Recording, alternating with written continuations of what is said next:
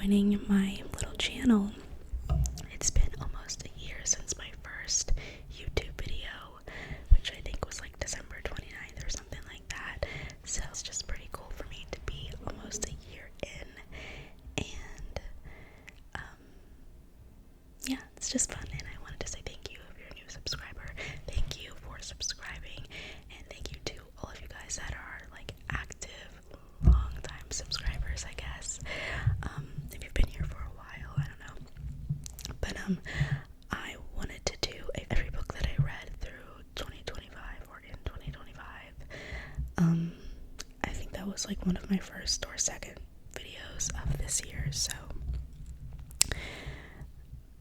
I don't think I'm speaking English. I've had a very long day of baking. This year was the first year that I actually gave audiobooks a try. And I have to say, I love audiobooks now.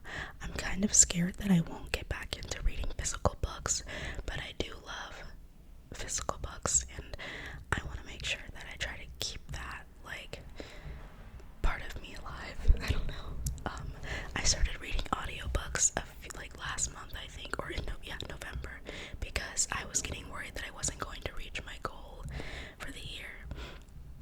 And I also noticed that on Spotify, like I explained in one of my past videos, that on Spotify I actually got like 30 or 40 hours of listening time for audiobooks. So I used it and I listened to a few books, and I just find it so useful because I'm someone that can't sit still when I read, and so being able to listen to a book and like clean up, like clean the house or bake or cook or get ready is just so nice. Or when I'm driving.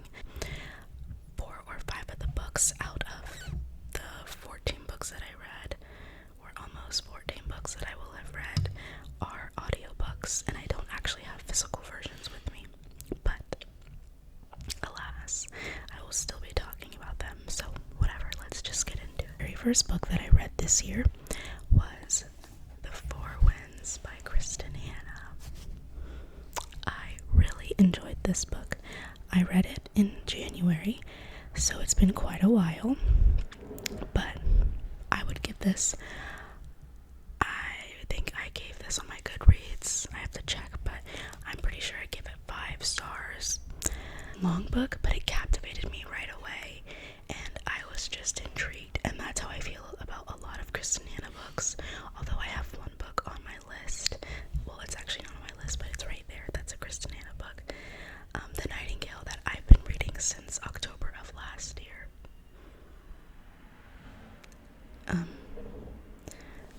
I think, or no, maybe like February.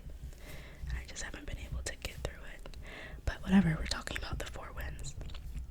So yeah, I just really loved this book. I actually cried at the end. And yeah, it just captivated me like instantly. It was very enjoyable. I love Kristen Hanna's writing. Usually her novels are based on like historical times and historical stories. This one is based in Texas, 1921. Oh my god, I'm sorry, my roommate is playing World of Warcraft again. Yeah, so first book I read, Kristen Hanna, The Four Winds. I give this 5 stars. So the second book that I read this year, one of my favorites of the year, I'd say. This is From Here to the Great Unknown by Lisa Marie Presley and Riley Keough. I loved this, but 4 stars on Goodreads, and I think my review said sad, beautiful, tragic. If you know that Taylor Swift song, then you know. We got a really close look into the trauma and the grief that the Presley family has experienced, and I just thought it was interesting to learn about like all of the different parts of their lives and like what it was like for Lisa Marie when she was growing up. And I've always been so intrigued by Elvis Presley and like, what is his deal? What was his deal? What is he about? I really like his music a little bit. I guess really like is a stretch. I do like his music and I like his aesthetic. I don't know, he's a controversial man, but who isn't? So yeah, after reading this memoir, I then got really into the Elvis Presley lore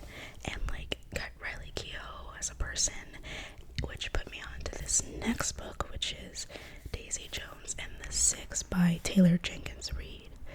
This book came out not a long time ago, but it's been out for a while, and everyone always talked about how great it was, but I wanted to read it. I knew that there was a TV show, like a TV adaptation about it, written like an interview style. It was a quick read for me.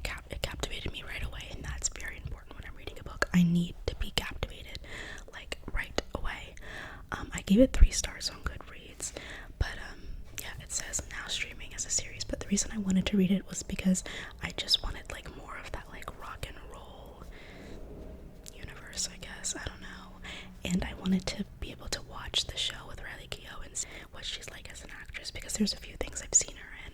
If you've seen American Honey with Shia LaBeouf, please let me know, because I feel like I'm the only person that's ever seen that movie.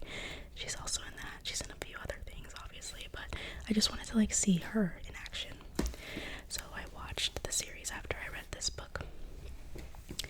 Okay, this next book I read, I think maybe in like February or March, but this is Beautiful Ugly by Alice Feeney. Hated this one. I gave it 2 stars.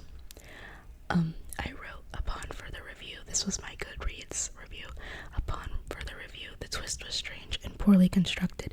Seemed like the author had multiple different directions for the book/ending and put them all together, terribly so. Didn't go in depth about parts of the book that seemed important. Underwhelmed and disappointed. Yeah, I just felt like, I don't know, I just didn't like the idea of the book. It just kind of fell flat for me. I was intrigued to keep reading because I wanted to see what was going to happen and like what is going on. Essentially, like, this man's wife goes missing and he cannot find her, and he's like a writer.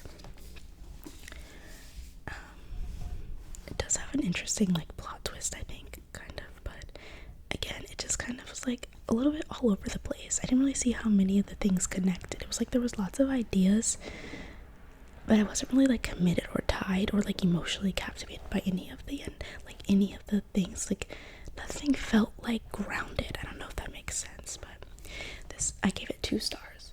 This next book I also gave 2 stars. This is 7 Days in June. My sister recommended me this book. She knows that I love Ellen Hilderbrand, and she knows that I love the book 28 Summers by Ellen Hilderbrand. So she was like, you've got to read 7 Days in June, because 28 Summers is essentially like this couple that fell in love at some point. They like meet up every year. I don't know, something like that. It's been a while that I've read that book, but this couple, they like have 7 like spectacular days in June. I don't really remember, but they like fell in love like when they were children, and then like over the next 7 days, amidst a steamy Brooklyn summer, Eva and Shane reconnect. So it was very cheesy, very cringy. Lots of like references to like normal outside world, like Instagram and like Snapchat, and I don't like books when they do that overly. Like, it was dragging it, and it was giving very like, I didn't like the way that like the author would describe the mom, like the main character or any of the characters. Like, she was always like with her luscious curls and her red Converse and her white Anthropology dress. Like, it was very like chuggy millennial, and I like it. This next one I wanted to read because I wanted like a light little summer read that felt like I was on the beach, just like relaxing in Europe, you know, fading in and out of consciousness while it's like sweltering hot and I'm beautiful and I'm just like reading this book. But the book I read, or the book I'm talking about, is Bonjour Tristesse by Francois Sagan, and it's very small, so that's perfect for me. And I gave it 4 stars.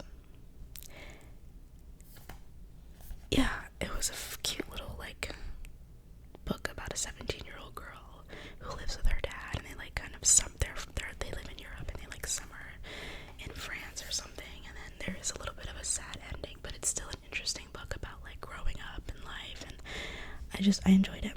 Okay, so the next book on my list is a bit out of my comfort zone. I talked about this a few times on my channel when I was in the process of reading it, because it took me from August until I think like mid-October to finish it, but I did finish it.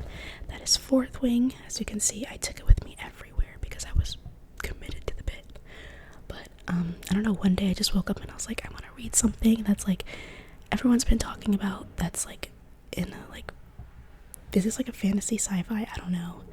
And I was thinking about like A Court of Thorn and Roses or something like this, and I just went with this. I really didn't know much about it.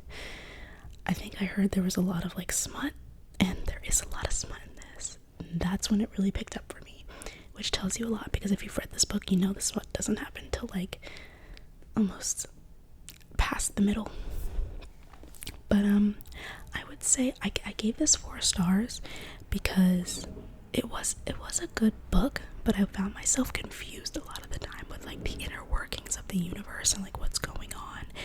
And I just kind of had to just push through and pretend like I knew what was going on, and that kind of just made me understand, I guess. But also I had to keep telling myself like, it's okay if you don't understand every single little thing about this world that they live in. Like, just read the book, it's fine. It's not the end of the world if you don't know their world, you know. I don't know what I'm trying to say, but if you've ever read this book, let me know. Did you like it? I feel like people that read these types of books they love them. I don't think I would pick up another book like this again. I don't think I'll pick up the next one in the series. I'm not intrigued to know like what happens next. But it was a good book. So my next book is the first audiobook that I read on Spotify, and it is The Academy by Ellen Hildebrand and her daughter Shelley Cunningham. I think they wrote it together. 4 stars because like I've said, she's one of my favorite authors. I just love her style of writing, but listening to it was even better. I didn't think I would love it because whenever I read books, whenever I read her books that are not set in like her like summer world, I don't really love them. I tried reading one book that was like a winter, like Christmas book, and I didn't finish it. So I was a little nervous, but I loved this one. I liked learning about all the different characters, and just, it has like kind of a Gossip Girl type of vibe. So essentially it's about a bunch of students at a boarding school, and there is like there's like this app, and there's someone that's been posting mysteriously on this app or anonymously about the students and faculty, and like the principal at the school is trying to figure out who's doing it, and then like obviously the person that's posting is like kind of pinning people against each other, and like, yeah, it's just like creating drama, and it's fun read. I gave it 4 stars. So the next book I read or I listened to on Spotify was The Silent Patient by Alex Michaelides. I've been really wanting to read The Silent Patient for a long time. Like every Halloween season, I'm always like, okay, I'm gonna read this one, I'm gonna read it. But the length of it always freaks me out because, as you guys know, I cannot. It takes me forever to read a book. And so I was like, I should listen to this one. Since I know that I like audiobooks, I should listen to this long book audibly. Like, I probably will really like it. Like, it's just, let's just try it, whatever. So I did, and I loved it. And I was like, oh my god, this book is amazing. It's so good. When I went and read the review, so essentially, needless to say, I gave it 4 stars. And when I went and read the reviews on Goodreads, after I finished it, there was a lot of mixed reviews. Like, people either really love it or they really hate it. I don't know. I liked it, but a lot of people didn't like it, and they said there was a lot of plot holes and stuff. I think maybe if I actually had the physical book in front of me, I would have noticed some plot holes. But I will say the book did scare me a little bit. Listening to it was scary because the narrator, like, obviously he's like acting, so he's like doing all of this scary like suspenseful bits and stuff, and I was listening to it while I was in the shower, and I was fucking freaked out. And I think I wouldn't have felt that way if I actually read it in my hands, but I did enjoy that. So after that, I read another book by Alex Michaelides. I gave The Fury by Alex Michaelides 3 stars, and I love the cover of this book, which is why I've been wanting to read it, and I actually want to buy a physical copy of it because I just think the cover is so beautiful. But this is kind of like a whodunit type book. Takes place in like the Greek islands, but it was good. It's like unreliable narrator vibes. I liked it a little less than The Silent Patient, but it was still enjoyable, and I'm glad I read it because I don't think I would have read it physically, because again, I think it's a little long. Okay, so this final book that I read or that I listened to is probably one of my favorite books of the year, if not the best book of 2025. I think it is on Goodreads Best Books of 2025. It is Homeseeking by Carissa Chen. Loved this book. It was absolutely beautiful. A beautiful story about two children that become friends and they grow up together, and it takes place in China. Well, eventually they like separate and they lose touch due to circumstances that you have to read about in the book, and then just like how they reconnect throughout the years and how their lives like intertwine throughout the years and as they get older. And I just love stories like that. It's also a historical love story, which I also really enjoy. I love historical love stories, even in movies. And I just thought it was beautiful, and it was really interesting to learn about different cultures. And if you've ever seen Past Lives, the movie, it kind of has that type of element to it. But yeah, it was a really, really, really great story.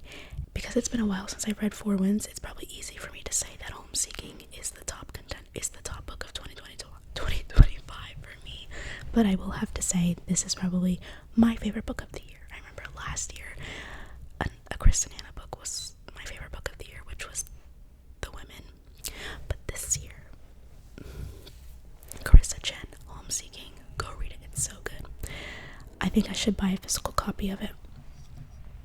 So I'm currently also listening to Apples Never Fall by Leanne Moriarty or something like that. And I tried reading this book. I actually have the physical book. I tried reading it a few years ago and I just DNF'd it. I could not finish it. It was so boring, and I felt the same way when I started the audible version or audio version of this book. I felt like we were like 30% in and I still hadn't learned any new information about the characters, and that really annoyed me and frustrated me because I'm just like, we're just harping over the same things about these characters and how much they love tennis and how great of a family they are. Like, when are we getting to the meat and potatoes of the story? But it's easy for me to stay committed because I can listen to it and I don't have to be like tied to like one spot while I read. So I'm gonna finish it, and once I finish it, that will mark 13 books for 2025, and my goal is 14. I think I'll read one more book. I'll listen to one more book. I'm not sure what that will be. I've been using the Libby app to read the rest of listen to these books because, as I said in another video, I ran out of listening time on Spotify. So I currently have a book by Oprah. I forget what it's called, but it's nonfiction. I have that checked out, so I probably will just listen to that, and it's really short, and that'll put me right at 14 books. And then we start 2026. So yeah, I need to go through and see what books I do actually have a pretty strong TBR for 2026. Yeah, some books that I'm pretty excited about. I don't remember the names of them, but if I see them, then I would remember. But yes, so it's been a pretty good reading year for me. I mean, to be fair, I usually always have good reading years, but I don't always meet my goals. Last year I did not meet my goal. I think my goal was 21 or 25, and I set it way too high. And this year it was just right. So I think next year I might set it at like 16 or 20, knowing that I can listen to some of the books, but I don't want to rely on that, because then that just becomes lazy, and it allows me to like still scroll on my phone. And reading a book physically in my hand does make me like have to pause and slow down and be still, and that's something that I enjoy, even if it is hard, and that's something that I do need to do more of. So yeah, we're looking at the end of the year, guys. I am going to do a mukbang Q&A, so if you have questions, you guys did leave some good questions on my community post, but if you have more, leave them in the comments of this video or any of my other videos. And then someone recommended or suggested that I do a Krispy Kreme mukbang, and I will probably be doing that before the end of the year as well, aside from the Q&A mukbang. Also, what should I get for the